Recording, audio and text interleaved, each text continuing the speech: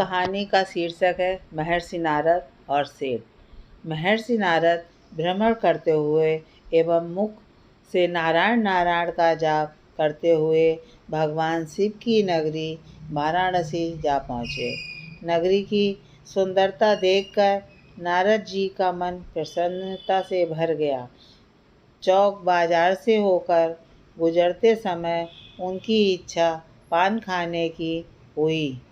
कदाचित वाराणसी के स्वादिष्ट पान देवलोक में भी बहुत प्रसिद्ध थे, इसलिए महर्षि नारद ललचाई नज़रों से पान की दुकान तलाश कर रहे थे।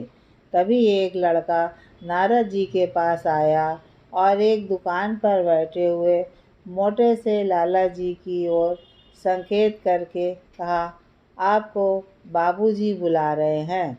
नारद जी मंद मंद मुस्कुराए और मन ही मन सोचने लगे, अच्छा हुआ अतिथि सत्कार के रूप में इसके बाबूजी कम से कम पान तो खिलाएंगे ही।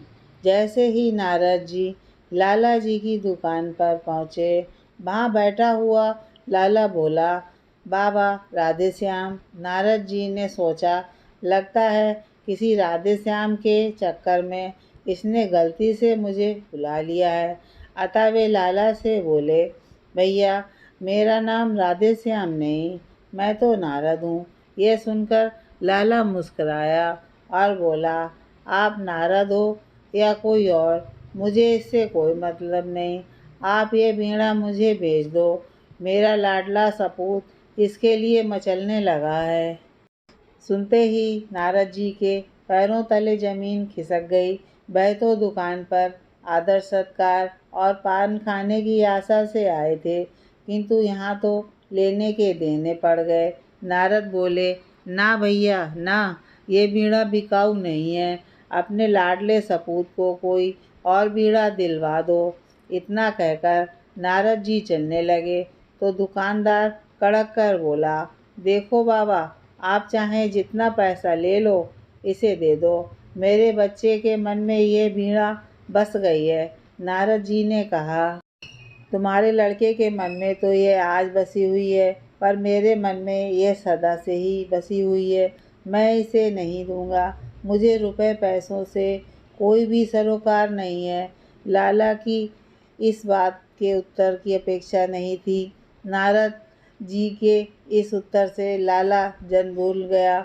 उसने नारद जी को ऊपर से नीचे तक देखा और बोला, शायद कहीं बाहर से आए हो बाबा।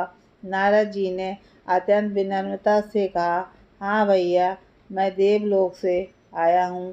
तभी तो वाराणसी में कब तक रहने का विचार है? लाला ने गर्व से पूछा। अब आ ही गया हूँ तो 5-10 दिन भगवान शिव की नगरी में विचरण करूँगा ही। बहुत ही सरल भाव से नारद जी ने कहा, तो कान खोलकर सुन लो बाबा, आप इस बीड़ा को लेकर वाराणसी से वापस नहीं जा सकते। मुझे सेठ पकौड़ी लाल कहते हैं। मेरी शक्ति और सामर्थ्य के विषय में बनारस में किसी भी व्यक्ति से पूछ सकते हो। सेठ की बेसिर पैर की बातें सुनकर जैसे को तैसा वाली कहावत को चरितार्थ करते हुए नारद जी ने मजाकिया अंदाज में जवाब दिया, हाँ हाँ, तुम्हारी शक्ति का अंदाज़ा तो तुम्हारी मोटी तोंद से लगा रहे हैं, किंतु तुम्हारी बुद्धि शायद तोंद से भी ज़्यादा मोटी है।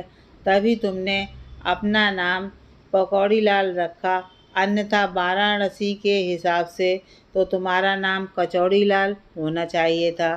साधु के मुंह से ऐसा बेतुका उत्तर सुनकर लाला आग बबूला हो उठा। वह नारद जी के ऊपर अचानक झपटा, किंतु नारद जी अंतर्ध्यान हो गए। मोटे लाला का पैर फिसल गया और वह दुकान के नीचे धम से जा गिरा। भारी भरकम काया और प्रभु की माया।